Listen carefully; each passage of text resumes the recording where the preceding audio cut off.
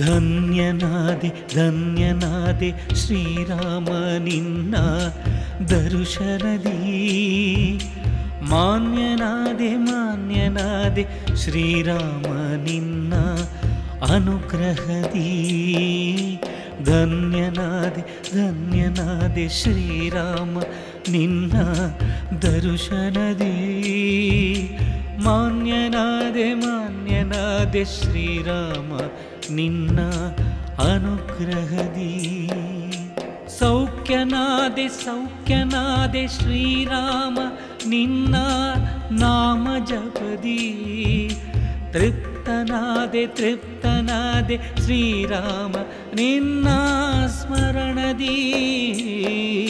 ಸೌಖ್ಯನಾದೆ ಸೌಖ್ಯನಾದೆ ಶ್ರೀರಾಮ ನಿನ್ನ ನಾಮ ಜಪದಿ, ತೃಪ್ತನಾದೆ ತೃಪ್ತನಾದೆ ಶ್ರೀರಾಮ ನಿನ್ನ ಸ್ಮರಣದಿ.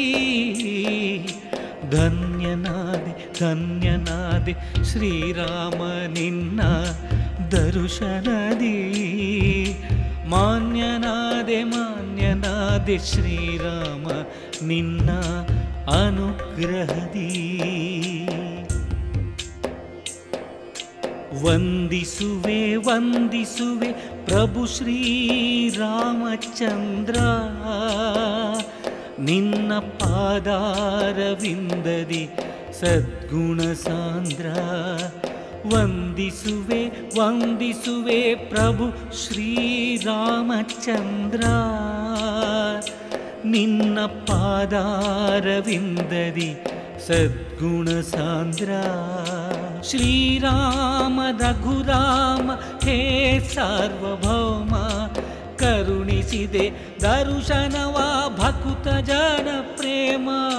ಶ್ರೀರಾಮ ರಘುರಾಮ ಹೇ ಸಾರ್ವಭೌಮ, ಕರುಣಿಸಿದೆ ದರ್ಶನವ ಭಕುತ ಜನ ಪ್ರೇಮ.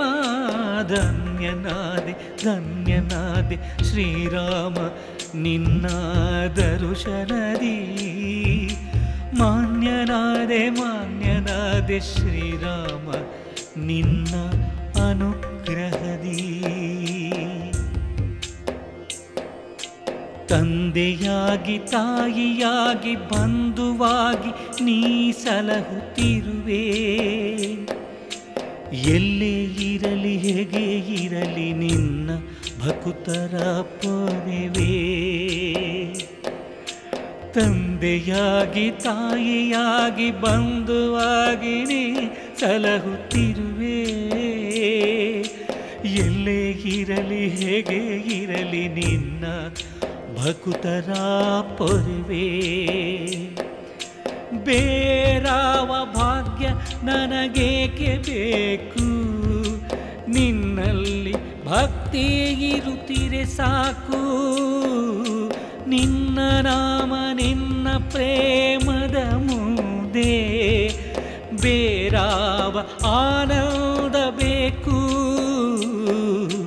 ಧನ್ಯನಾದೆ ಧನ್ಯನಾದೆ ಶ್ರೀರಾಮ ನಿನ್ನ ದರ್ಶನದಿ, ಮಾನ್ಯನಾದೆ ಮಾನ್ಯನಾದೆ ಶ್ರೀರಾಮ ನಿನ್ನ ಅನುಗ್ರಹದಿ.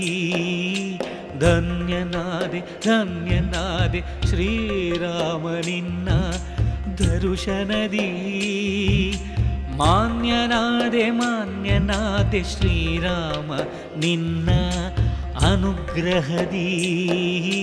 ಧನ್ಯನಾದೆ ಧನ್ಯನಾದೆ ಶ್ರೀರಾಮ ನಿನ್ನ ದರ್ಶನದಿ, ಮಾನ್ಯನಾದೆ ಮಾನ್ಯನಾದೆ ಶ್ರೀರಾಮ ನಿನ್ನ ಅನುಗ್ರಹದಿ.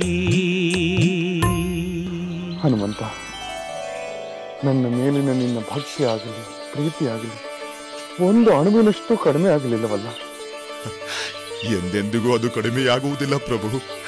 ಪ್ರತಿದಿನ ಪ್ರತಿ ಕ್ಷಣವೂ ವೃದ್ಧಿಸುತ್ತಲೇ ಇರುತ್ತದೆ, ವೃದ್ಧಿಸುತ್ತಲೇ ಇರಬೇಕು. ಹಾಗೆ ಅನುಗ್ರಹಿಸಿ ಪ್ರಭು. ಹನುಮಂತ, ನಿನ್ನಂತಹ ಭಕ್ತನಿಲ್ಲ, ನಿನ್ನ ಭಕ್ತಿಗೆ ಸರಿಸಾಟಿಯಾದ ತಪವಿಲ್ಲ. ನನ್ನ ಪಾಲಿಗೆ ರಾಮನಂತ ದೈವವಿಲ್ಲ, ನಿಮ್ಮ ಕೃಪೆಗೆ ಸರಿಸಾಟಿಯಾದ ವರವಿಲ್ಲ.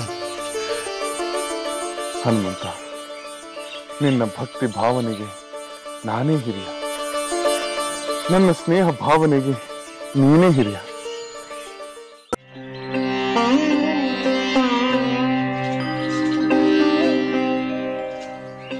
ಮಾರುತಿ, ನೀನೇ ಆಸೆಪಟ್ಟು ನಮ್ಮೊಂದಿಗೆ ಅಯೋಧ್ಯೆಯಲ್ಲಿ ಇದ್ದೆ. ಬಹಳ ದಿನಗಳಾದವು. ಸುಗ್ರೀವ ತಪ್ಪು ತಿಳಿಯಬಹುದೆಂದು ನಾನು ನಿನ್ನನ್ನು ಕಿಷ್ಕಿಂಧೆಗೆ ಮರಳಿ ಕಳಿಸಿದೆ. ಆದರೆ ಪ್ರತಿ ಕ್ಷಣವೂ ನಿನ್ನ ನೆನಪೆ ಮಾಡಿಕೊಳ್ಳುತ್ತಿದ್ದೆ. ಸದ್ಯ ಈ ನೆಪದಲ್ಲಾದರೂ ನಿನ್ನನ್ನು ಮತ್ತೆ ಕಾಣುವಂತಾಯ್ತಲ್ಲ. ಅದಿರಲಿ, ನೀವೆಲ್ಲರೂ ಈಗ ವಿಶ್ರಾಂತಿ ಪಡೆಯಿರಿ. ನಾವು ಮತ್ತೆ ಭೇಟಿ ಮಾಡೋಣ. ಹಾಗೇ ಆಗಲಿ ರಾಮಚಂದ್ರ. ಲಕ್ಷ್ಮಣ, ಈ ನನ್ನ ಮಿತ್ರರನ್ನು ಅತಿಥಿ ಗೃಹಕ್ಕೆ ಕರೆದುಕೊಂಡು ಹೋಗು.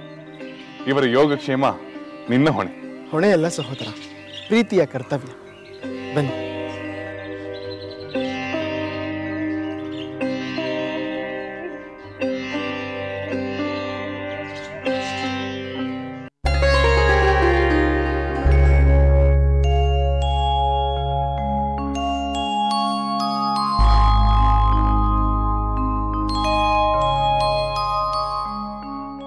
ನಿಮ್ಮ ಅಲಂಕಾರ ಈ ದಿನವೇ ಮುಗಿಯುವುದೋ ಅಥವಾ? ಏಕೆ? ನಿನಗೆ ಆಯಾಸವಾಗುತ್ತಿದೆಯೋ ಅಥವಾ ಬೇಸರವಾಗುತ್ತಿದೆಯೋ? ನೀನು ಬೇಸರ ಮಾಡಿಕೊಳ್ಳುವಂತಿಲ್ಲ. ಆಯಾಸವಾಗಿದ್ದರೆ ಹೇಳು, ಅಲಂಕಾರವನ್ನು ಬೇಗ ಮುಗಿಸುತ್ತೇವೆ. ಅಥವಾ ಸ್ವಲ್ಪ ವಿಶ್ರಾಂತಿಯ ನಂತರ ಮತ್ತೆ ಅಲಂಕಾರವನ್ನು ಮುಂದುವರಿಸುತ್ತೇವೆ.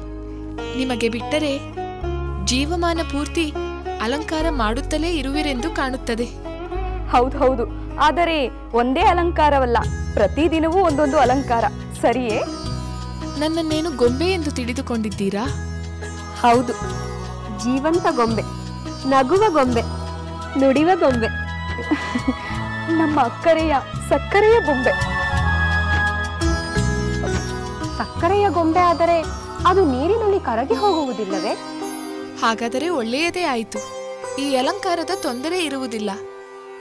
ಅಯ್ಯೋ, ಆಮೇಲೆ ನಮ್ಮ ಶ್ರೀರಾಮಚಂದ್ರ ಸುಮ್ಮನೆ ಬಿಡುತ್ತಾನೆಯೇ? ಹೌದು, ಅತ್ತೆಯವರು ತಾನೇ ಸುಮ್ಮನೆ ಬಿಡುತ್ತಾರೆಯೇ? ಬೇಡ ಬೇಡ, ನಮ್ಮ ಸಹೋದರಿ ಬೊಂಬೆಯಾಗುವುದು ಬೇಡ. ಅವಳಿಗೆ ಬೊಂಬೆ ಅಂತ ಕಂದನಾಗಲಿ. ಸುತ್ತಿ ಬಳಸಿ ಮತ್ತೆ ಅಲ್ಲಿಗೆ ಬರುತ್ತೀರಾ? ಈಗ ಇದೇ ತಾನೇ ಪ್ರಮುಖ ವಿಷಯ. ನಮ್ಮ ಅರಮನೆಯಲ್ಲಾಗಲಿ ನಗರದಲ್ಲಾಗಲಿ ಇದನ್ನು ಬಿಟ್ಟು ಬೇರೆ ವಿಷಯವೇನಿದೆ?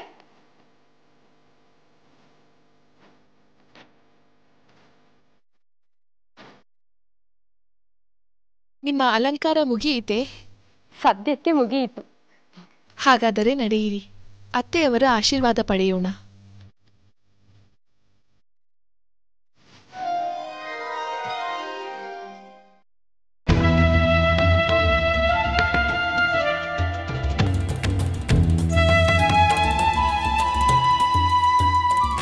ಪ್ರಭು ರಾಮಚಂದ್ರ. ವಿಭೀಷಣ,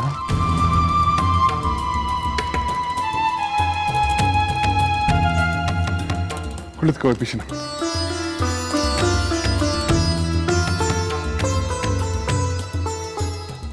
ಮಿತ್ರ, ಎಲ್ಲವೂ ಕುಶಲವೇ?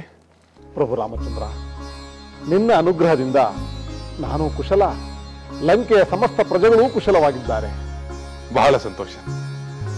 ವಿಭೀಷಣ, ನಾನು ಅಂದೇ ಹೇಳಿದಂತೆ ಸ್ವರ್ಣ ಲಂಕೆಯನ್ನು ಧರ್ಮ ಲಂಕೆಯಾಗಿ ಪುನರ್ ನಿರ್ಮಿಸುತ್ತಿರುವ ನಿನ್ನ ಪ್ರಯತ್ನ ಅತ್ಯಂತ ಶ್ಲಾಘನೀಯ.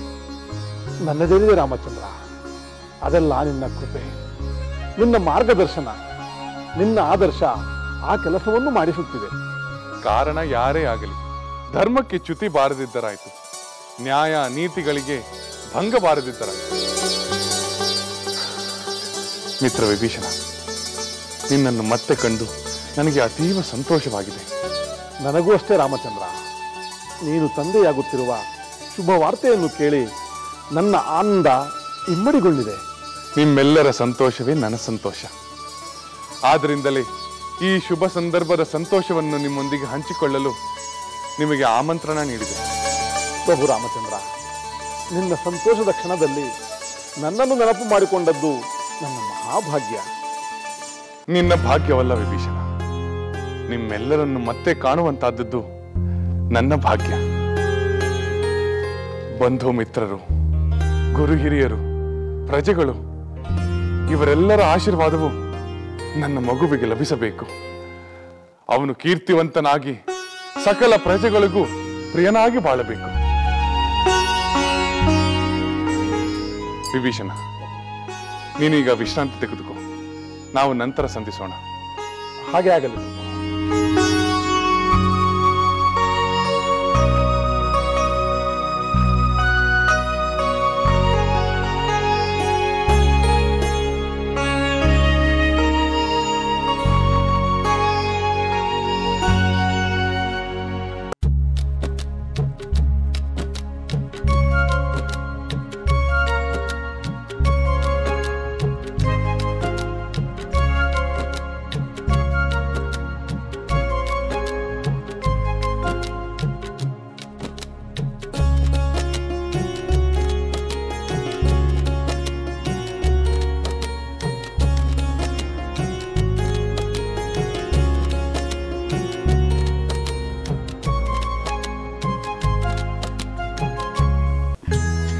ಅತ್ತೆಯವರೇ, ನಿಮ್ಮ ಹಿರಿಯ ಸೊಸೆ ಮಹಾರಾಣಿ ಸೀತಾದೇವಿಯು ಸೀಮಂತದ ಶುಭ ಕಾರ್ಯಕ್ಕೆ ಮುನ್ನವೇ ನಿಮ್ಮ ಆಶೀರ್ವಾದವನ್ನು ಪಡೆಯಲು ಬಯಸಿದ್ದಾಳೆ.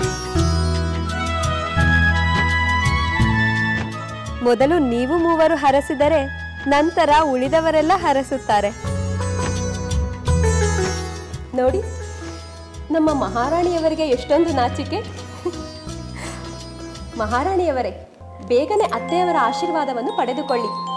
ಇನ್ನೂ ನಿಮ್ಮನ್ನು ಹರಸಲು ಬಹಳಷ್ಟು ಜನ ಕಾಯುತ್ತಿದ್ದಾರೆ.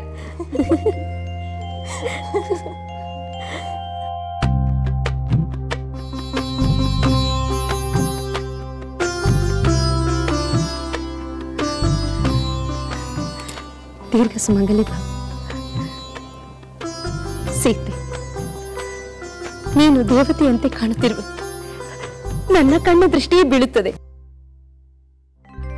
ಅಂದರೆ ನಾವು ನಮ್ಮ ಸೀತೆಗೆ ಬಹಳ ಸೊಗಸಾಗಿ ಅಲಂಕಾರ ಮಾಡಿದ್ದೇವೆ ಎಂದು ಹೆಮ್ಮೆ ಪಡಬಹುದು. ಮಹಾರಾಣಿಯವರು ನಮಗೆ ವಿಶೇಷ ಬಹುಮಾನವನ್ನೇ ಕೊಡಬೇಕಾಗುತ್ತದೆ. ಸುಮ್ಮನಿರಿ, ಮಹಾರಾಣಿಯವರು ನಮ್ಮನ್ನು ಅಲಂಕಾರದ ಕೆಲಸಕ್ಕೆ ನೇಮಿಸಿಕೊಂಡರೆ ಕಷ್ಟ. ಸಾಕು ಸಾಕು, ನಿಮ್ಮ ಆಸೆಯ ಅತಿಯಾಯಿತು. ನಮ್ಮ ಸೀತೆ ಸುಂದರವಾಗಿ ಕಾಣುತ್ತಿರುವುದು ನೀವು ಮಾಡಿರುವ ಅಲಂಕಾರದಿಂದಲ್ಲ, ಅವಳ ಗರ್ಭದಲ್ಲಿರುವ ರಘುವಂಶದ ಕುಡಿಯೇ ಕಾರಣ.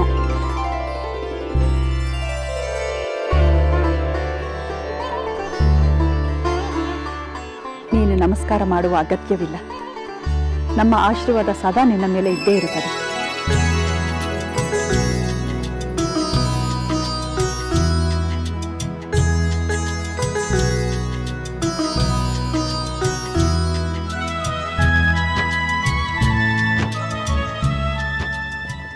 ಸೀತೆ, ಅಕ್ಕ ಹೇಳಿದ ಹಾಗೆ ನೀನು ದೇವತೆಯೇ. ರೂಪದಲ್ಲಿ, ನಿನ್ನ ಗುಣದಲ್ಲಿ, ಎಲ್ಲದರಲ್ಲಿಯೂ ನೀನು ದೇವತೆಯೇ. ಈ ಅರಮನೆಯ ಬೆಳಕು ನೀನು, ರಘುವಂಶದ ಪುಣ್ಯದ ಫಲ ನೀನು. ಹೃದಯಪೂರ್ವಕವಾಗಿ ನಿನ್ನನ್ನು ಆಶೀರ್ವದಿಸುವೆ. ಬೇಗ ಮುದ್ದು ಮಗುವಿನ ಮಾತೆಯಾಗು. ಅಬ್ಬಬ್ಬಾ, ಆ ಮಗುವನ್ನು ಯಾವಾಗ ನೋಡುತ್ತೇವೋ ಎಂದು ನಮ್ಮ ಜೀವ ತವಕ ಪಡುತ್ತಿದೆ. ಮಗುವಿನ ನಗುವಿನಲ್ಲಿ ನಮ್ಮನ್ನು ಮರೆತು ಬಿಡುತ್ತಾಳೋ ಏನೋ. ಮರೆಯಲು ನಾವು ಬಿಡಬಾರದು.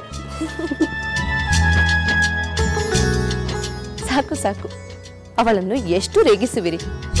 ಸೀಮಂತದ ಶುಭ ಕಾರ್ಯಕ್ಕೆ ಅವಳನ್ನು ಕರೆದೊಯ್ಯೋಣ. ಬನ್ನಿ. ಆದಿತ್ಯವರ್ಣೇ ತಪಸೋ ನಿಜಾತೋ ವನಸ್ಪತಿಸ್ತವ ವೃಕ್ಷೋದಬಿಲ್ವಃ ತಸ್ಯ ಫಲಾನಿ ತಪಸಾನುದಂತು ಮಾಯಾಂತರಾಯಾಶ್ಚ ಬಾಹ್ಯಾಮ ಲಕ್ಷ್ಮೀಃ ಉಪೈತು ಮಾಂ ದೇವಸಖಕೀರ್ತಿಶ್ಚ ಮನಿನಾ ಸಹ ಪ್ರಾದುರ್ಭೂತೋऽಸ್ಮಿ ರಾಷ್ಟ್ರೇऽಸ್ಮಿನ್ ಕೀರ್ತಿವೃದ್ಧಿಂ ದದಾತು ಮೇ ಶುಚಿಪಿಪಾಸಾಮಲಾನ್ ಜ್ಯೇಷ್ಠಾಮಲಕ್ಷ್ಮೀರ್ನಾಶಯಾಮ್ಯಹम् ಅಭೂತಿಮಸಮೃದ್ಧಿಂ ಚ ಸರ್ವಾಣ್ಯನ್ನದಮೇಘಾನ್ ಗಂಧದ್ವಾರಾಂ ದುರಾದರ್ಶಾಂ ನಿತ್ಯಪುಷ್ಟಾಂ ಗರೀಷಿಣೀಂ सदेतुं सर्वभूतानां नामिहो भक्वये श्रियम् मनसः कामवागोतिं वाचः सत्यमशीमहे पशूनां रूपमन्नस्य महिश्रीश्रयतान्यशः कर्दमेन प्रजाभूता मयि सम्भव कर्दमा श्रियं वासय मे कुले मातरं बद्ध्वमालिनी आपस्मृतन्तु स्निग्धानि चिक्लीतवसमे गृहे निजदेवीं मातरं श्रियं वासय मे कुले आर्तां पुष्करिणीमावहजातवेदो लक्ष्मीर्मनवगामिनी ಸೀತಾದೇವಿಗೆ ಶುಭ ಸೀಮಂತ ನಡೆದಿರುವುದು ಅಯೋಧ್ಯೆಯಲ್ಲಿ ಹರುಷದ ಹೊನಲು ಹರಿದಿರುವುದು ಸೀತಾದೇವಿಗೆ ಶುಭ ಸೀಮಂತ ನಡೆದಿರುವುದು ಅಯೋಧ್ಯೆಯಲ್ಲಿ ಹರುಷದ ಹೊನಲು ಹರಿದಿರುವುದು ರಘುವಂಶದ ಕುಡಿಯು ಸೀತೆಯ ಒಡಲಲಿಹುದು ರಘುರಾಮನ ಸಂತಾನ ಕಾಣುವ ಕಾತರ ತುಂಬಿಹುದು ರಘುವಂಶದ ಕುಡಿಯು ಸೀತೆಯ ಒಡಲಲಿಹುದು ರಘುರಾಮನ ಸಂತಾನ ಕಾಣುವ ಕಾತರ ತುಂಬಿಹುದು ಸೀತಾದೇವಿಗೆ ಶುಭ ಸೀಮಂತ ನಡೆದಿಹುದು ಅಯೋಧ್ಯೆಯಲ್ಲಿ ಹರುಷದ ಹೊನಲು ಹರಿದಿಹುದು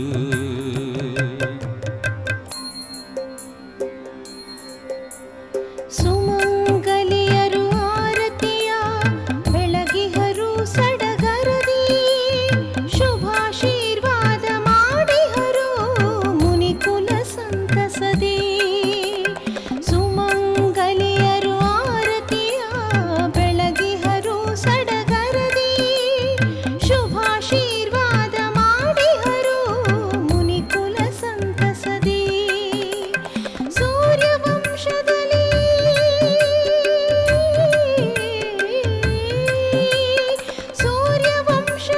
ಉದಿಸುವುದೇ ನವ ಸೂರ್ಯ ಬೆಳಗುವುದೇ ಲೋಕವ ಮಾಡುತ್ತ ಮಹಾಕಾರ್ಯ ಸೂರ್ಯವಂಶದಲ್ಲಿ ಉದಿಸುವುದೇ ನವ ಸೂರ್ಯ ಬೆಳಗುವುದೇ ಲೋಕವ ಮಾಡುತ್ತ ಮಹಾಕಾರ್ಯ ಸೀತಾದೇವಿಗೆ ಶುಭ ಸೀಮಂತ ನಡೆದಿರುವುದು ಅಯೋಧ್ಯೆಯಲ್ಲಿ ಹರುಷದ ಹೊನಲು ಹರಿದಿರುವುದು ಸೀತಾದೇವಿಗೆ ಶುಭ ಸೀಮಂತ ನಡೆದಿರುವುದು ಅಯೋಧ್ಯೆಯಲ್ಲಿ ಹರುಷದ ಹೊನಲು ಹರಿದಿರುವುದು ರಘುವಂಶದ ಕುಡಿಯು ಸೀತೆಯ ಒಡಲಲಿಹುದು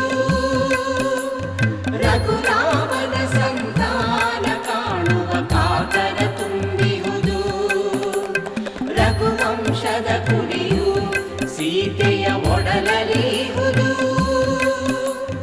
ರಘುರಾಮನ ಸಂತಾನ ಕಾಣುವ ಕಾತರ ತುಂಬಿಹುದು ಸೀತಾದೇವಿಗೆ ಶುಭ ಸೀಮಂತ ನಡೆದಿರುವುದು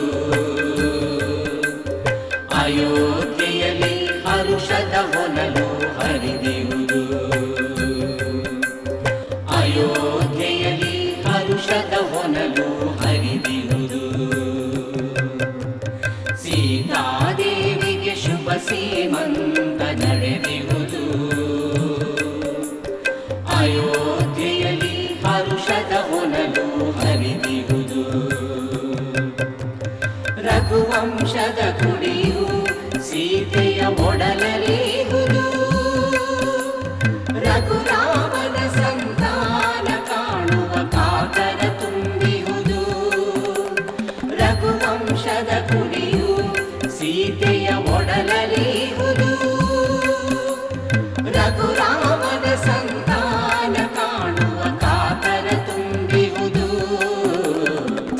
ಸೀತಾದೇವಿಗೆ ಶುಭ ಸೀಮಂತ ನಡೆದಿರುವುದು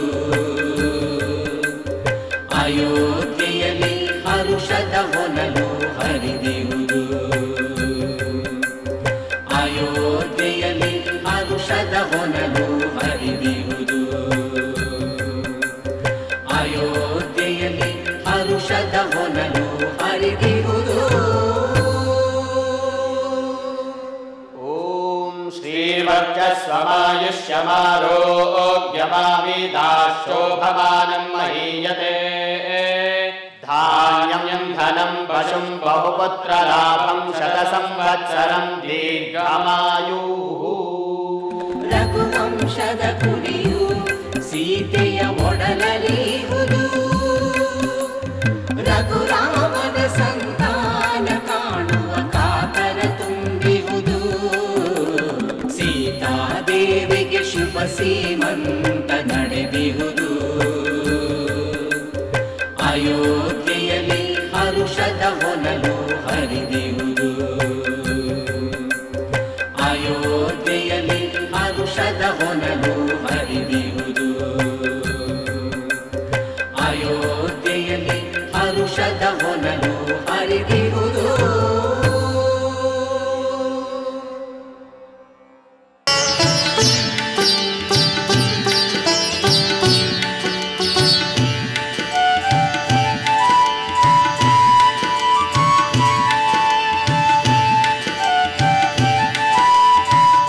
ಅಯೋಧ್ಯೆಯಲ್ಲಿ ಸೀತಾದೇವಿಯ ಪುಂಸವನ ಸೀಮಂತ ವಿಧಿಗಳು ಎಷ್ಟೊಂದು ಸಂಭ್ರಮದಿಂದ ನಡೆಯುತ್ತವೆ ನೋಡಿದಿರಾ? ನೋಡಿದೆವು ದೇವೇಂದ್ರ. ಅರಮನೆಯ ಆ ಸಡಗರ ಸಂಭ್ರಮಗಳು ಇಡೀ ಅಯೋಧ್ಯ ನಗರವನ್ನೇ ತುಂಬಿದೆ. ಮಿತ್ರರನ್ನು ಮರೆಯದೆ ರಾಮಚಂದ್ರ ಸುಗ್ರೀವ, ಹನುಮಂತ, ವಿಭೀಷಣ ಮೊದಲಾದವರನ್ನು ಕರೆಸಿಕೊಂಡದ್ದು ವಿಶೇಷ. ನಿಜವಾದ ಹೃದಯವಂತರು ಕಷ್ಟಕಾಲದಲ್ಲಿ ನೆರವಾದ ಮಿತ್ರರನ್ನು ಸಂತೋಷದ ಕ್ಷಣದಲ್ಲಿ ಸ್ಮರಿಸುತ್ತಾರೆ. ಈಗಲೇ ಇಷ್ಟೊಂದು ಸಡಗರ ಸಂಭ್ರಮ ನಡೆಯುತ್ತವೆ. ಇನ್ನು ಮಗು ಜನಿಸಿದಾಗ ಅದೆಷ್ಟು ಸಡಗರ ಸಂಭ್ರಮ ನಡೆಯುತ್ತವೋ. ಅದಿರಲಿ, ಮಗುವಿನ ಜನನ ಮಿಥಿಲೆಯಲ್ಲಿ ಆಗುವುದೋ ಅಥವಾ ಅಯೋಧ್ಯೆಯಲ್ಲಿ ಆಗುವುದೋ ಎಂಬ ಕುತೂಹಲವಂತೂ ಇದೆ. ನಿಮ್ಮ ಪ್ರಶ್ನೆಗೆ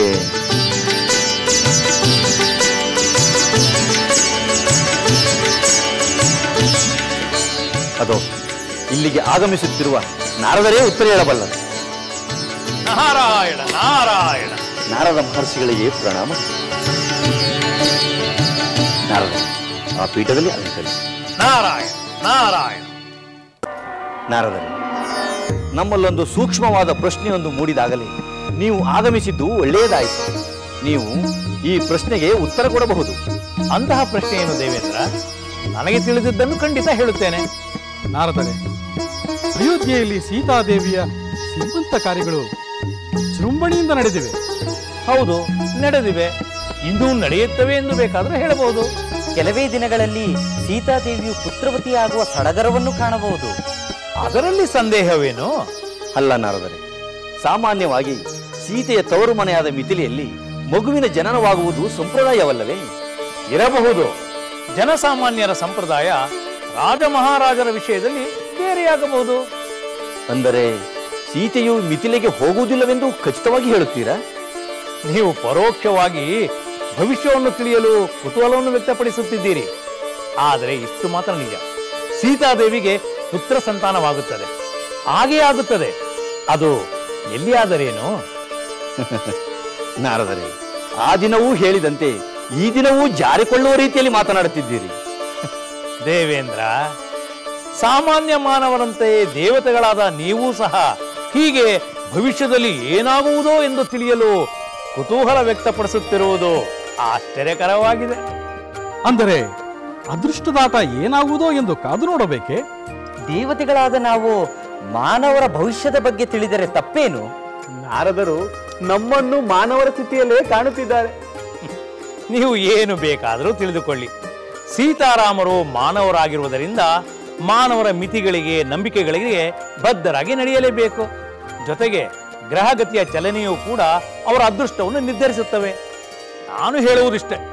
ನಾನಿನ್ನು ಬರುತ್ತೇನೆ. ನಾರಾಯಣ ನಾರಾಯಣ ನಾರಾಯಣ ನಾರಾಯಣ. ಆತ್ಮೀಯ ಮಿತ್ರರೇ, ನೀವೆಲ್ಲರೂ ನನ್ನ ಪತ್ನಿಯ ಸೀಮಂತದ ಶುಭ ಸಮಾರಂಭದಲ್ಲಿ ಭಾಗವಹಿಸಿ ಆಶೀರ್ವದಿಸಿದ್ದು ನನಗೆ ಅತ್ಯಂತ ಸಂತೋಷ ಉಂಟು ಮಾಡಿದೆ. ನಿಮ್ಮೆಲ್ಲರ ಜೊತೆಯಲ್ಲಿ ನನ್ನ ಸಂತೋಷವೂ ಅಧಿಕವಾಗಿದೆ. ಪ್ರಭು ರಾಮಚಂದ್ರ, ನಮಗೂ ಸಂತೋಷವಾಗಿದೆ. ಈ ಶುಭ ಸಂದರ್ಭದಲ್ಲಿ ನಿನ್ನ ಕುಟುಂಬಕ್ಕೆ ಸೇರಿದವರಂತೆ ನಮ್ಮನ್ನು ಆಹ್ವಾನಿಸಿ ಆಧರಿಸಿದ್ದು ನಮ್ಮ ಹೆಮ್ಮೆಯನ್ನು ಹೆಚ್ಚಿಸಿದೆ. ಸುಗ್ರೀವನ ಮಾತಿಗೆ ನನ್ನ ಅನುಮೋದನೆ ಇದೆ ರಾಮಚಂದ್ರ. ಈ ಕ್ಷಣದಿಂದ ನಿನ್ನ ಮತ್ತು ನಮ್ಮ ಸ್ನೇಹ ಬಾಂಧವ್ಯ ಮತ್ತಷ್ಟು ದೃಢವಾದಂತಾಯಿತು. ಪ್ರಭು ರಾಮಚಂದ್ರ, ನಿನ್ನ ಪಟ್ಟಾಭಿಷೇಕದ ವೈಭವ ಇನ್ನೂ ನೆನಪಿನಲ್ಲಿ ಹಸಿರಾಗಿರುವಾಗಲೇ ಈ ಶುಭ ಕಾರ್ಯ ನಡೆದಿದೆ. ಮತ್ತೆ ಮತ್ತೆ ಅಯೋಧ್ಯೆಯನ್ನು ನಿನ್ನನ್ನು ನೆನಪು ಮಾಡಿಕೊಳ್ಳಲು ಇಷ್ಟು ಸಾಕು ರಾಮಚಂದ್ರ. ಪ್ರಭು, ನಿಮ್ಮ ಸಂತೋಷದಲ್ಲಿ ನಮ್ಮನ್ನು ನೀವು ಮರೆಯಲಿಲ್ಲ. ಭಕ್ತವತ್ಸಲ ಎಂಬುದನ್ನು ಮತ್ತೆ ನಿರೂಪಿಸಿಬಿಟ್ಟಿರಿ. ಮಹಾನುಭಾವ ಹನುಮಂತ, ನಿನ್ನ ಭಕ್ತಿಗೆ, ನಿನ್ನ ಪ್ರೇಮಕ್ಕೆ ನಾನು ಋಣಿಯಾಗಿದ್ದೇನೆ. ಮಹಿಮಾವಂತನಾದ ನೀನು ನನ್ನನ್ನು ಭಕ್ತಿಯಿಂದ ಕಾಣುವುದು ನನ್ನ ಭಾಗ್ಯವೆಂದೇ ಭಾವಿಸುತ್ತೇನೆ. ನನ್ನ ನಿಮ್ಮೆಲ್ಲರ ಸ್ನೇಹ ಬಾಂಧವ್ಯ ಹೀಗೆ ಮುಂದುವರಿಯುತ್ತಿರಲಿ. ನೀವಿನ್ನು ನಿಮ್ಮ ನಾಡಿಗೆ ಹಿಂದಿರುಗಬಹುದು. ಹಾಗೆ ಆಗಲಿ ರಾಮಚಂದ್ರ. ನಿನಗೆ ಪುತ್ರೋತ್ಸವವಾದ ಸಂತೋಷದಲ್ಲೂ ನಾವು ಹೀಗೆಯೇ ಭಾಗಿಯಾಗಬೇಕು. ಆ ವಿಷಯ ತಿಳಿದರೆ ಸಾಕು, ಆಹ್ವಾನವನ್ನು ಕಾಯದೆ ನಾವೇ ಬಂದು ಬಿಡುತ್ತೇವೆ. ನಮ್ಮ ಮನೆಗೆ ನಾವು ಬರಲು ನಮಗೆ ಆಹ್ವಾನ ಬೇಕೇ ಅಂಗದ ಕುಮಾರ.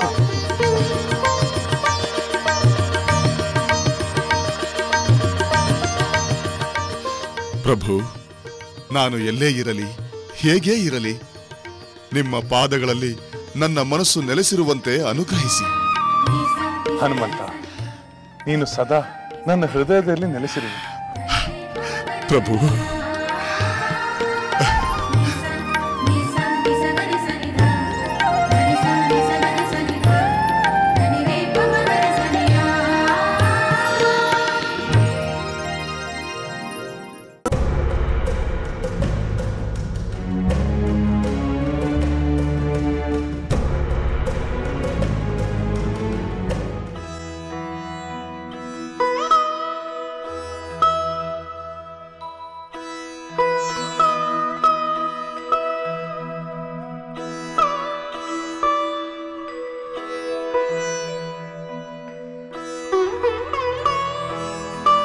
ಇದೇನು, ಈ ಅಗಸನ ಮನೆ ಶಾಂತವಾಗಿದೆ.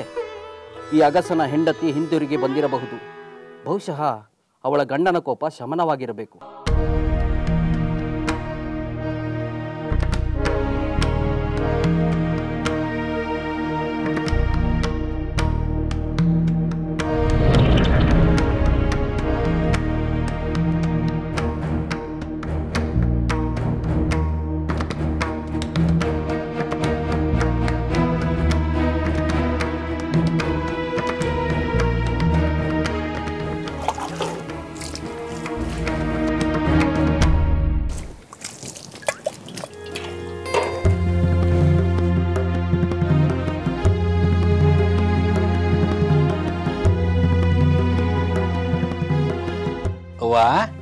ಅಡಿಗೆ ಆಗಿದೆಯೇನವ?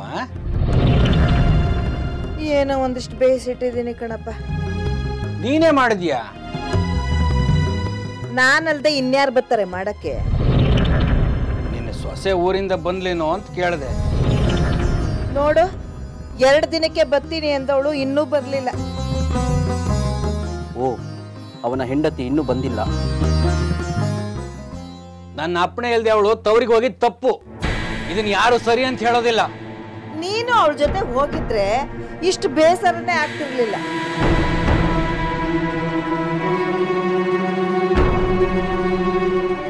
ಅವ್ವ, ಬರ್ದೇ ಇದ್ರೆ ಬೇಡ ಬಿಡವ, ಅವಳು ಅಲ್ಲೇ ಇದ್ಬಿಡ್ಲಿ. ಹೋ, ಅವಳಲ್ಲೇ ಇದ್ದು ಬಿಡ್ಲಿ.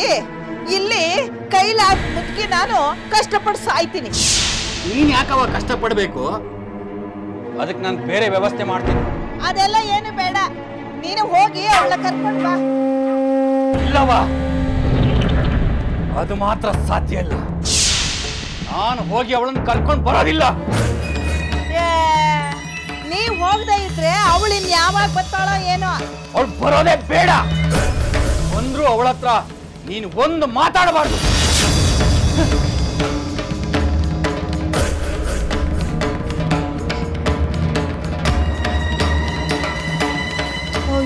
ಬಾಪ್ರೆ ಪರಿಸ್ಥಿತಿ ಹಿಂಗಾತಲ್ಲ.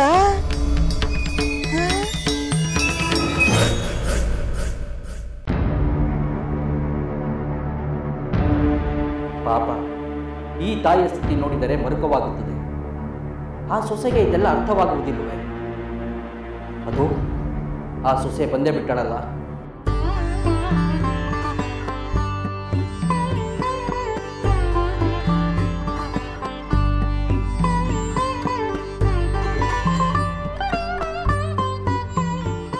ಮುಂದೇನಾಗುವುದು ನೋಡೋಣ.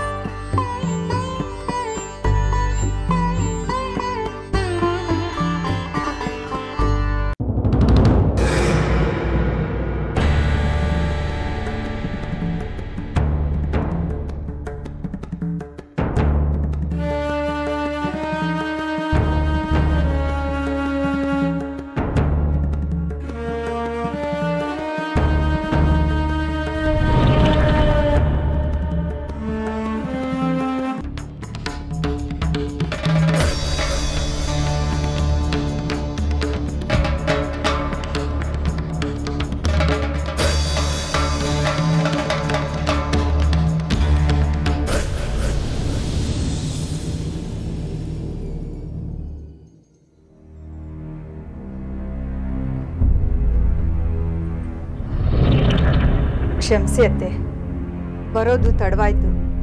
ನೀವು ಕ್ಷೇಮವೇ?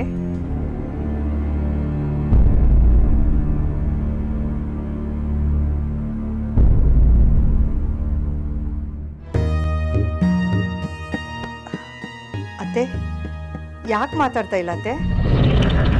ನೀ ಬಂದ್ರೆ ನಿನ್ ಜೊತೆ ಮಾತಾಡ್ಬೇಡ ಅಂತ ನಿನ್ ಗಂಡ ಹೇಳಿದಾನೆ, ಅದಕ್ಕೆ ನಾ ಮಾತಾಡ್ತಾ ಇಲ್ಲ. ಅತ್ತೆ, ಅವ್ರ ಮನೇಲಿದ್ದಾರೆ. ಇದಾನೆ, ಈಗ ತಾನೇ ಬಂದ. ನಿನ್ನ ಬೈಕೊಂಡು ಸಿಡಿಮಿಡಿ ಮಾಡ್ತಾ ಒಳಗಡೆ ಹೋದ.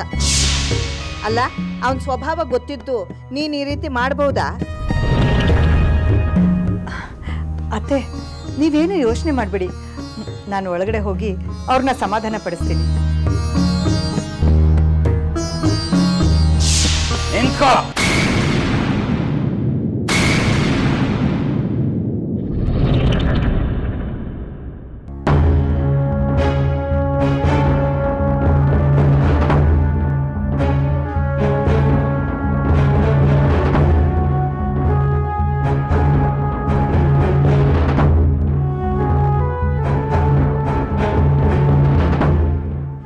ಅಲ್ಲೇ ನಿಂತ್ಕೋ.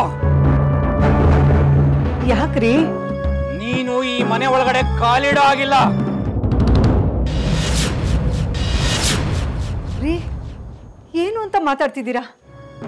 ನಾನ್ ನಿಮ್ ಕೈ ಹಿಡಿದು ಧರ್ಮಪತ್ನಿ ಅಲ್ವಾ? ಧರ್ಮಪತ್ನಿ? ಧರ್ಮಪತ್ನಿ ಆಗಿದ್ದಿದ್ರೆ ನನ್ನ ಅನುಮತಿ ಇಲ್ದೇನೆ ತವರು ಮನೆಗೆ ಹೋಗ್ತಿರ್ಲಿಲ್ಲ.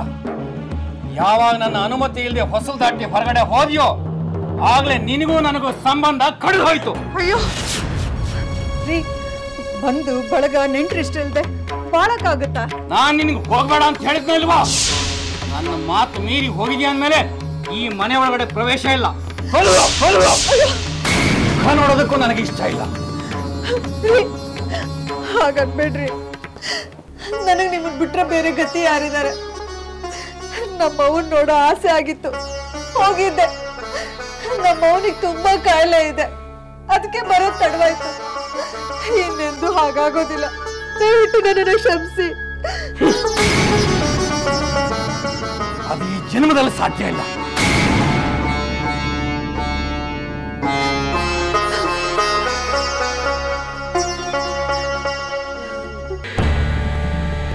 ಮಗ, ಬೇಡ ಕಣಪ್ಪ. ಕೋಪದ ಕೈಲಿ ಬುದ್ಧಿ ಕೊಟ್ರೆ ಯಾರಿಗೂ ಒಳ್ಳೇದಲ್ಲ. ಪಾಪ ಅವಳು ತವರು ತಾನೇ ಹೋಗಿ ಬಂದಿರೋದು. ಅತ್ತೆ ಆರ್ತಿ ನೆಪದಲ್ಲಿ ಎಲ್ರನ್ನು ನೋಡ್ಕೊಂಡು ಬಂದಿದ್ದಾಳೆ. ಅಷ್ಟಕ್ಕೆ ಹೆಂಡತಿನ ದೂರ ಮಾಡಿಬಿಡದ? ಹೌದು, ದೂರ ಮಾಡ್ತೀನಿ. ಗಂಡ ಇರೋ ಗೆಳತಿ ಇಷ್ಟು ದಿನ ಪರಾಶ್ರಯದಲ್ಲಿ ಇದ್ದು ಬಂದ್ರೆ ನಾನು ಎರಡು ತೋಳು ಚಾಚಿ ಅವಳನ್ನು ಸ್ವಾಗತಿಸ್ಬೇಕಾ? ನಮ್ಮ ಅಪ್ಪ ಅವ್ವ ಅತ್ತೆ ಮಾವ ಅತ್ತಗಿರು ಪರರಲ್ಲ, ಅವರು ನಮ್ಮವ್ರೆ. ಅದೆಲ್ಲ ನನಗೆ ಗೊತ್ತಿಲ್ಲ. ಮಾತು ಮೀರಿ ಹೋಗಿ ಯಾರ್ದೋ ಮನೇಲಿದ್ದು ಬಂದವಳನ್ನ ನಮ್ಮ ಮನೆ ಒಳಗೆ ಸೇರ್ಸಲ್ಲ. ನಿನಗೆ ಇಷ್ಟ ಬಂದ ಕಡೆ ಹೋಗು. ಈ ಮನೆ ಒಳಗಡೆ ಮಾತ್ರ ನಿಂಗೆ ಪ್ರವೇಶ ಇಲ್ಲ. ಅತ್ತೆ, ನೀವಾದ್ರೂ ನಿಮ್ ಮಗನಿಗೆ ಬುದ್ಧಿ ಹೇಳಿ ಅತ್ತೆ. ಯಾರು ತವ್ರ ಮನೆಗೆ ಹೋಗೋದೇ ಇಲ್ವಾ? ಗಂಡನ ಮನೆಗೆ ಬಂದ ತಕ್ಷಣ ತವ್ರ ಮನೆನ ಮರ್ತು ಬಿಡ್ಬೇಕಾ ಅತ್ತೆ? ಹೌದು ಕಣೋ, ಏನೋ ಆಗಿದ್ದಾಗೋಯ್ತು. ಕೋಪ ಬಿಟ್ಟು ಅವಳನ್ನ ಒಳಗ್ ಕರ್ಕೋ. ಆಗಲ್ಲ ಅಂದ್ರೆ ಆಗಲ್ಲ. ಯಾರ್ದೋ ಆಶ್ರಯದಲ್ಲಿ ಇದ್ದು ಬಂದ ಹೆಂಡತಿನ ಮತ್ತೆ ಮನೆ ಒಳಗಡೆ ಸೇರ್ಸ್ಕೊಳ್ಳೋದಕ್ಕೆ ನಾನೇನ್ ನಮ್ಮ ರಾಜ ರಾಮಚಂದ್ರ ಕೆಟ್ಟೋದ್ನ?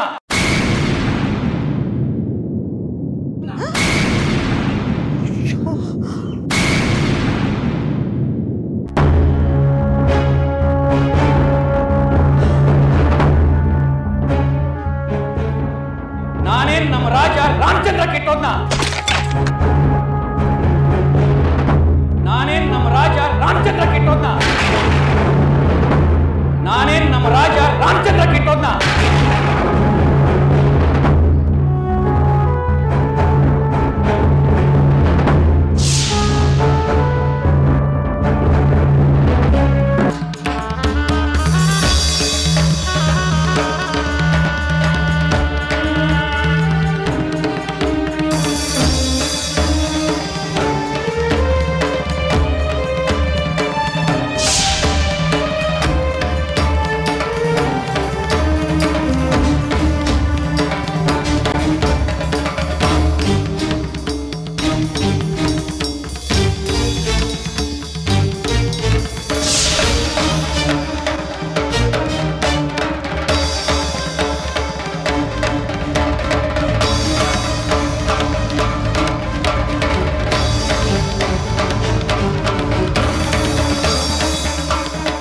ಎಲ್ಲ ದೂರ್ತ ನಮ್ಮ ಪ್ರಭುಗಳ ಹೆಸರು ಹೇಳುತ್ತಿದೀಯ.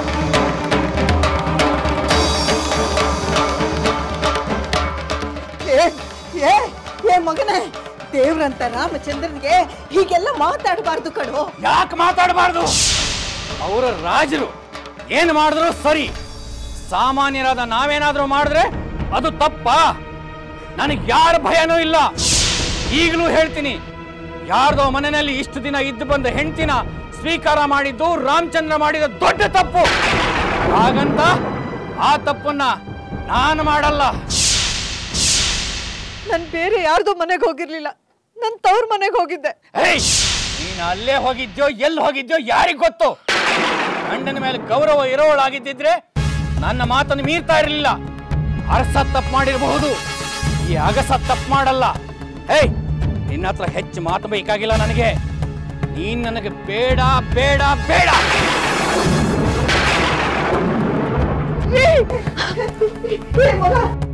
ನನ್ ಮಾತು ಕೇಳಪ್ಪ.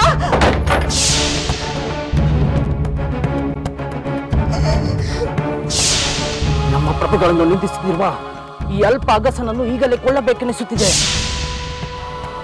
ಆದರೆ ಏನು ಮಾಡಲಿ, ನಾನು ಕೇವಲ ಗುಪ್ತಚರ. ಸುದ್ದಿ ಸಂಗ್ರಹಿಸುವುದಷ್ಟೇ ನನ್ನ ಕೆಲಸ.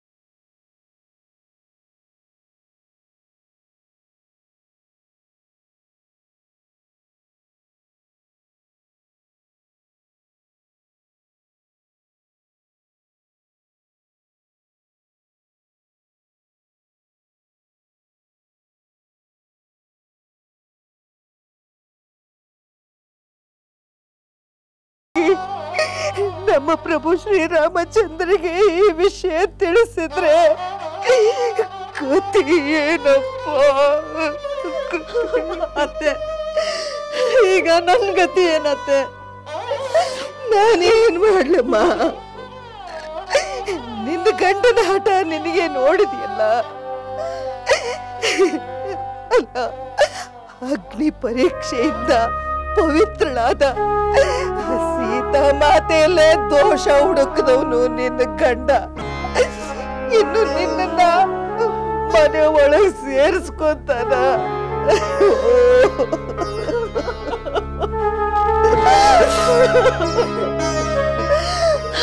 ನಾನೇನ್ ಮಾಡ್ಲಪ್ಪ? ನಾನು ಎಲ್ಲಿಗೆ ಹೋಗ್ಲಿ?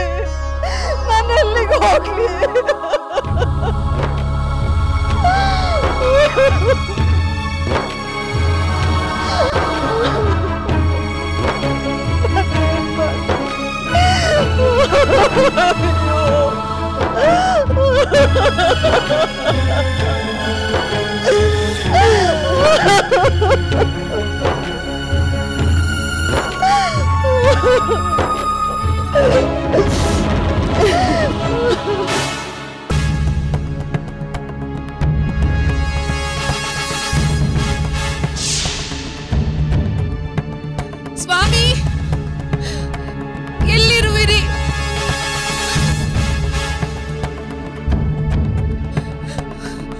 ಈ ಘೋರ ಅರಣ್ಯದಲ್ಲಿ ನಾನು ಒಂಟಿಯಾಗಿದ್ದೇನೆ. ನನಗೆ ಭಯವಾಗುತ್ತಿದೆ ಸ್ವಾಮಿ. ಇಲ್ಲಿ ಎಂಥ ಕ್ರೂರ ಮೃಗಗಳಿವೆಯೋ.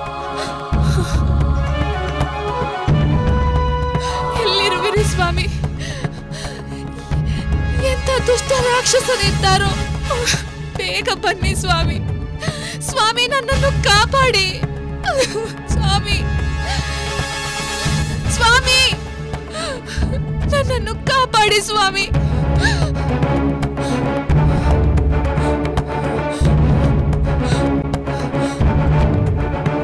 ಸ್ವಾಮಿ,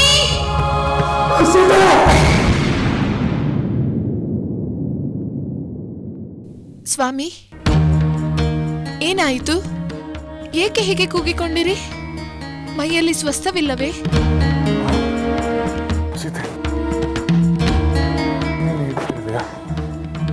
ಹೌದು ಸ್ವಾಮಿ, ನಾನು ನಿಮ್ಮ ಪಕ್ಕದಲ್ಲೇ ಇದ್ದೇನೆ. ನಿಮ್ಮನ್ನು ಬಿಟ್ಟು ನಾನು ಎಲ್ಲಿಗೆ ಹೋಗಲಿ? ಸರಿ ಸರಿ, ನೀನೀಗ ನಿದ್ರೆ ಮಾಡು. ನನ್ನ ಕಾರಣವಾಗಿ ನಿನ್ನ ನಿದ್ರೆಗೆ ಭಂಗ ಉಂಟಾಯಿತು. ಸ್ವಾಮಿ, ಸೀತೆ ಎಂದು ಏಕೆ ಕೂಗಿಕೊಂಡಿರಿ ಎಂದು ಹೇಳಲೇ ಇಲ್ಲ. ಅದನ್ನು ನಿಧಾನವಾಗಿ ಮಾತನಾಡೋಣ. ನೀನೀಗ ಮಲಗಿ. ಹಾಗೇ ಆಗಲಿ.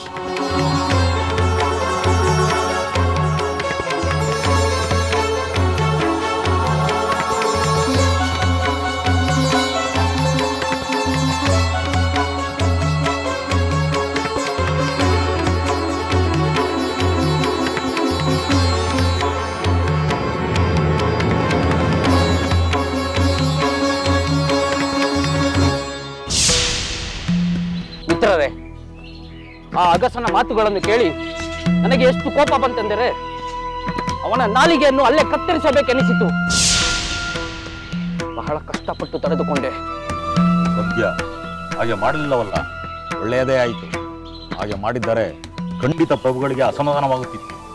ಎಲ್ಲ ಕಡೆ ಒಳ್ಳೆಯ ಮಾತುಗಳನ್ನೇ ಪ್ರಜೆಗಳು ಆಡುವುದು ನಿಜವಾದರೂ ಒಂದೆರಡು ಕಡೆ ಈ ಅಗಸನಂತೆ ಅಸಮಾಧಾನ ವ್ಯಕ್ತಪಡಿಸುವ ಮಾತುಗಳನ್ನು ನಾನು ಕೇಳಿದ್ದೇನೆ. ಆದರೆ ಅಂತ ಮಾತನಾಡಿದವರನ್ನು ಅಲ್ಲಿದ್ದ ಬೇರೆಯವರೇ ಗದರಿಸಿ ನಿಂದಿಸಿದ್ದನ್ನು ಕಂಡಿದ್ದೇನೆ. ಅದೆಲ್ಲ ದೊಡ್ಡ ವಿಷಯ ಅಲ್ಲವೇ ಅಲ್ಲ. ಅಲ್ಪಬುದ್ಧಿಯ ಮೂರ್ಖರು ಕೆಲವರು ಇದ್ದೇ ಇರುತ್ತಾರೆ. ಅವರ ಅವಿವೇಕದ ಮಾತುಗಳಿಗೆ ನಾವು ಬೆಲೆ ಕೊಡಬೇಕಾಗಿಲ್ಲ. ಹಾಗಾದರೆ ನಾನು ಅಗಸನಿಂದ ಕೇಳಿದ ಮಾತುಗಳು ಮೊದಲನೇದಲ್ಲ. ಬೇರೆಯವರು ಇಂಥ ಮಾತುಗಳನ್ನು ಆಡಿದ್ದಾರೆ ಎನ್ನುತ್ತೀರಾ? ಆಡಿದರೆ ಆಡಿಕೊಳ್ಳಲಿ ಬಿಡು. ತಿಳಿದವರ ವಿವೇಕಿಗಳ ಮಾತುಗಳಿಗೆ ಬೆಲೆ ಕೊಡಬೇಕು, ಇಂಥ ಕ್ಷುಲ್ಲಕ ಮಾತುಗಳಿಗಲ್ಲ. ನಿಜ, ಅಂಥ ಮಾತುಗಳಿಗೆ ನಾವು ಬೆಲೆ ಕೊಡಬೇಕಾಗಿಲ್ಲ. ದೇವರದೇ ಇಂಥ ಮಾತುಗಳು ಇದುವರೆಗೂ ನಮ್ಮ ಪ್ರಭುಗಳ ಕಿವಿಗೆ ಬಿದ್ದಿಲ್ಲ. ಅದೇ ಸಮಾಧಾನ. ಪ್ರಭುಗಳಿಗೆ ಮಾತ್ರವಲ್ಲ, ಅರಮನೆಯ ಪರಿವಾರದ ಒಂದು ಪಿಳ್ಳೆಗೂ ಗೊತ್ತಿಲ್ಲ. ಗೊತ್ತಾಗ್ಲೂಬಾರದು. ಹೌದು, ಗೊತ್ತಾಗಬಾರದು. ನಾನು ಈ ವಿಷಯವನ್ನು ಪ್ರಭುಗಳಿಗೆ ತಿಳಿಸಬಾರದಲ್ಲವೇ? ಏಕೆಂದರೆ ಪಾಪ ಅವರು ನೊಂದುಕೊಳ್ಳುತ್ತಾರೆ. ಧರ್ಮ ನೀತಿಗಳನ್ನು ಮೀರದೆ ಪ್ರಜಾಪಾಲನೆ ಮಾಡುತ್ತಿರುವ ನಮ್ಮ ಪ್ರಭುಗಳ ವರ್ತನೆಯಲ್ಲಿ ದೋಷ ಹುಡುಕುವವರು ಪಾಪಿಗಳೇ ಸರಿ. ಹಾಗೆ ಮಾಡಿದರೆ ನಾವು ಕರ್ತವ್ಯ ಲೋಪ ಮಾಡಿದಂತಾಗುವುದಿಲ್ಲವೇ? ಅಂದರೆ ನಿಷ್ಪ್ರಯೋಜಕವಾದ ಸುದ್ದಿಯನ್ನು ಪ್ರಭುಗಳಿಗೆ ಹೇಳಿ ನೋವುಂಟು ಮಾಡುವುದು ಕರ್ತವ್ಯವೇ? ಆದರೆ ಬಾಯಿ ತಪ್ಪಿ ಈ ವಿಷಯ ಬಾಯಿಯಿಂದ ಜಾರದಂತೆ ನೋಡಿಕೊಳ್ಳಬೇಕು. ಎಚ್ಚರ. ನಡೆಯಿರಿ.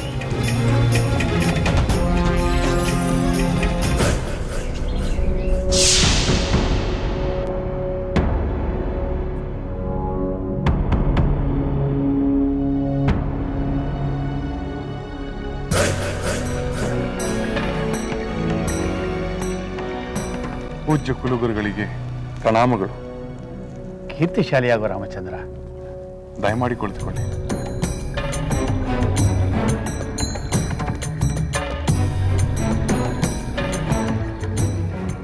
ರಾಮಚಂದ್ರ, ನೀನು ನನ್ನೊಂದಿಗೆ ಯಾವುದೋ ಮುಖ್ಯವಾದ ವಿಷಯದ ಬಗ್ಗೆ ಮಾತನಾಡಲು ಬಯಸಿದೆ ಎಂದು ಅಮಾತ್ಯ ಸುಮಂತರ ತಿಳಿಸಿದ. ಹೌದು ಗುರುದೇವ, ಅದು ಮುಖ್ಯವಾದ ವಿಷಯವೇ. ಪ್ರಶಾಂತವಾಗಿದ್ದ ನನ್ನ ಮನಸ್ಸಿನಲ್ಲಿ ಅಶಾಂತಿಯ ಸುಳಿ ಎಳಿಸಿದ ವಿಷಯ. ರಾತ್ರಿ ಕನಸಿನಲ್ಲಿ ಅರಣ್ಯದ ದೃಶ್ಯಗಳನ್ನು ಕಂಡೆ. ಆಗಿನಿಂದ ಏನೋ ಒಂದು ರೀತಿಯ ತಳಮಳವಿದೆ. ಏನು? ಕಾಡಿನ ಕನಸನ್ನು ಕಂಡು ತಳಮಳಿಸುತ್ತಿರುವೆಯ? ಕೆಲವು ಸಲ ಶುಭ ಅಶುಭದ ಸೂಚನೆಗಳು ಕನಸಿನ ಮೂಲಕ ಗೋಚರಿಸುವುದುಂಟು. ಅದೇನು ಕನಸೆಂದು ವಿವರವಾಗಿ ಹೇಳು ರಾಮಚಂದ್ರ.